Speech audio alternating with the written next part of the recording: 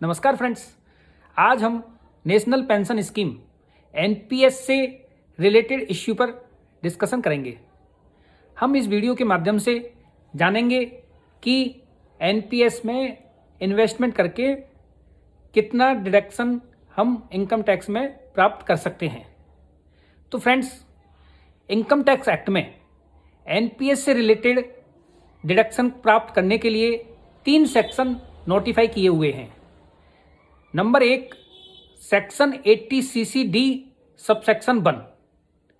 यहाँ कोई भी एसएससी एनपीएस यानी कि नेशनल पेंशन स्कीम में कंट्रीब्यूशन करके डिडक्शन प्राप्त कर सकता है। यदि कोई सैलरीड एम्प्लॉय है तो वह अपनी सैलरी का अप टू 10% एनपीएस स्कीम में कंट्रीब्यूशन कर सकता है, और अदर देन सैलरीड पर्सन अपनी ग्रॉस टोटल इनकम का अप टू 20% तक का अमाउंट एनपीएस में कंट्रीब्यूशन करके डिडक्शन प्राप्त कर सकता है। तो फ्रेंड्स, इस सेक्शन के अंतर्गत मिलने वाली डिडक्शन की मैक्सिमम राशि 1,50,000 रुपये होती है, जो कि सेक्शन 80C और 80CC के अंतर्गत किए गए इन्वेस्टमेंट की राशि भी उस 1.5 लाख रुपए में ही शामिल होती है। फ्रेंड्स, यहाँ अक्सर देखा गया है कि एसएससी को एनपीएस में किए गए उसके कंट्रीब्यूशन का पर्याप्त बेनिफिट नहीं मिल पाता, क्योंकि मैक्सिमम करदाताओं की 1,50,000 रुपये की जो लिमिट है वो 80C में नोटिफाइड इन्वेस्टमेंट यानी कि life insurance policy, PPF, provident fund, ELSS, children education fees and many more में ही लगभग पूरी हो जाती है। तो फ्रेंड्स, इसी चीज़ को ध्यान में रखते हुए इनकम टैक्स एक्ट में एक new section 80CC(D) subsection 1B introduce हुआ था, जो 1,50,000 रुपये के अतिरिक्त 50,000 रुपये की छूट की बात करता है। अब फ्रेंड्स, एक बड़ा कॉन्फ्लिक्ट चल रहा है कि सैलरीड पर्सन जिसका सैलरी का एक पार्ट एनपीएस में जाता है और ऐसा एसएससी उस कंट्रीब्यूशन को 80CC(D) सबसेक्शन 1 में क्लेम करता आ रहा है, तो क्या ऐसे एसएससी को 80CC(D) सबसेक्शन 1B का बेनिफिट लेने के लिए एडिशनल 50,000 रुपीज एनपीएस में इन्वेस्टमेंट करने होंगे? तो सर, मेरी इसमें क्लियर ओपिनियन है कि नहीं।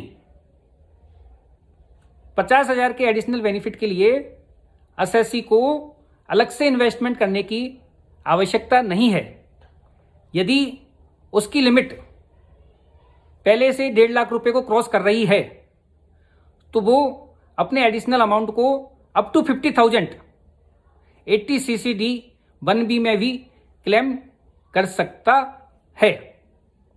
एग्जाम्पल के लिए, एक सैलरीड पर्सन की इनकम 10 लाख रुपए है और उसका 10% ऑफ द सैलरी एनपीएस में कंट्रीब्यूट होता है, यानी कि 1 लाख रुपए उसका एनपीएस में कंट्रीब्यूशन जाता है, और उसी एसएससी का 80C में पहले से 90,000 रुपये का इन्वेस्टमेंट हो रखा है।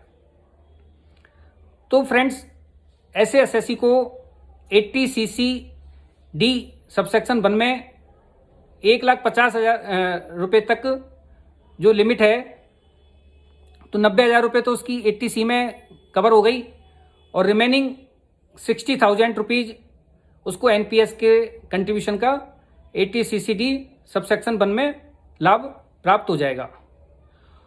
अब उसका 40,000 रुपये अनक्लेम अमाउंट रह जाता है, तो वो ऐसे अनक्लेम्ड एनपीएस अमाउंट को 80CC(D) 1B में भी क्लेम कर सकता है, और मैक्सिमम रिबेट प्राप्त कर सकता है। अब तीसरा सेक्शन है 80 CCD सबसेक्शन 2। यदि आप एक सैलरीड पर्सन हैं और आपका एम्प्लॉयर आपके ब्याज पर कोई कंट्रीब्यूशन करता है तो उसके लिए एक्स्ट्रा डिडक्शन प्राप्त होती है, और इसकी जो लिमिट है तो वो अगर कोई सेंट्रल गवर्नमेंट एम्प्लॉई है उसके लिए up to 14% of the salary होती है, और other than central government employees के केस में 10% ऑफ द ग्रॉस सैलरी तक का अमाउंट इस सेक्शन के अंतर्गत आप क्लेम कर सकते हैं।